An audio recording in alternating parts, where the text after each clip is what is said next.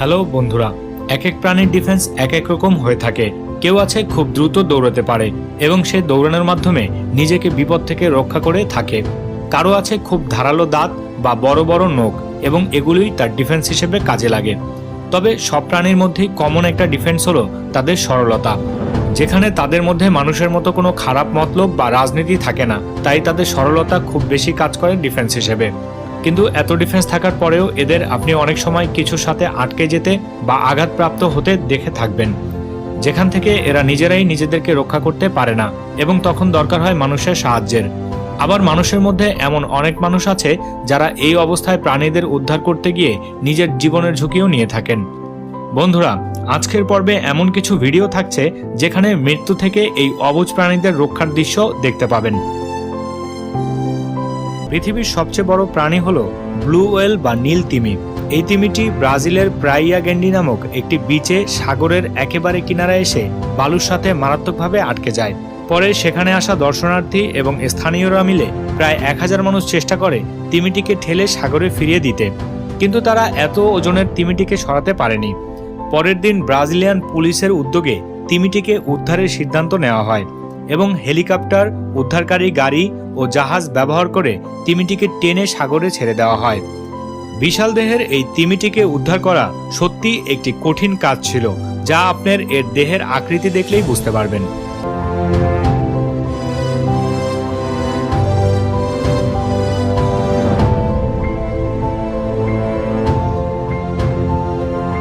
মায়েদের ভালোবাসা সীমাহীন হয়ে থাকে। ভাষা, জ্ঞান, বুদ্ধি কিছুরই প্রয়োজন হয় না মায়েদের ভালোবাসা প্রকাশ করতে।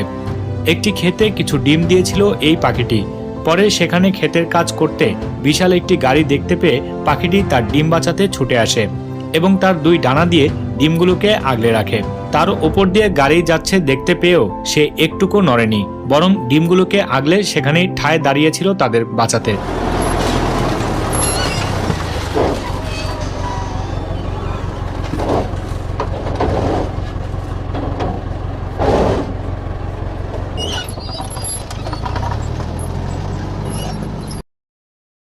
নিউজিল্যান্ডের ঘটনা এটি।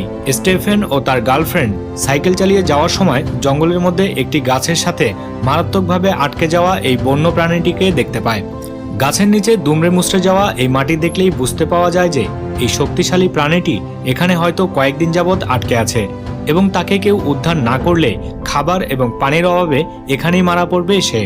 পরে স্টেফেন প্রাণীটিকে উদ্ধার শুরু করে, তবে স্টেফেনকে শত্রু ভেবে বারবার আক্রমণ করতে থাকে এই বন্য প্রাণীটি।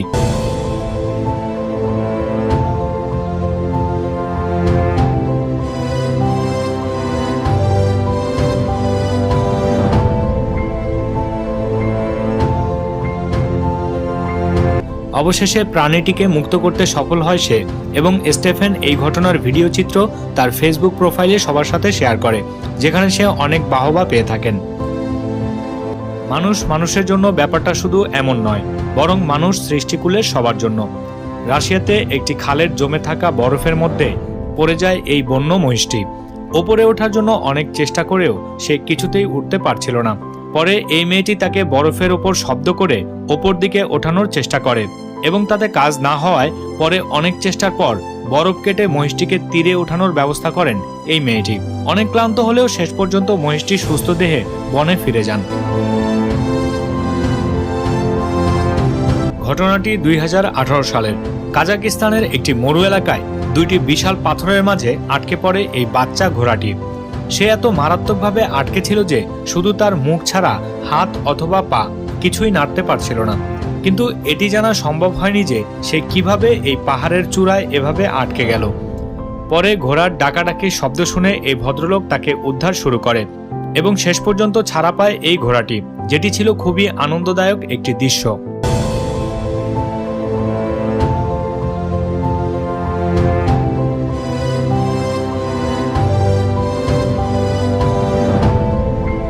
এই ভাল্লুকটি কোনো একভাবে নদীতে পড়ে যায়।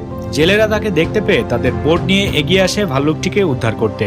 প্রচণ্ড শীতের মধ্যে পানিতে থাকার পরে ভাল্লুকটি যখন বোর্ডে ওঠার চেষ্টা করছিল, খেয়াল করুন সে শীতের কারণে কাঁপছিল এবং সেখানে থাকা দড়ি কামড়ে ধরে বোটে ওঠার চেষ্টা করছিল সে। পরে এই জেলেরা তাকে বোটে উঠায় এবং খাবার খাইয়ে তাকে গরম করে আবার জঙ্গলে ছেড়ে দেয়।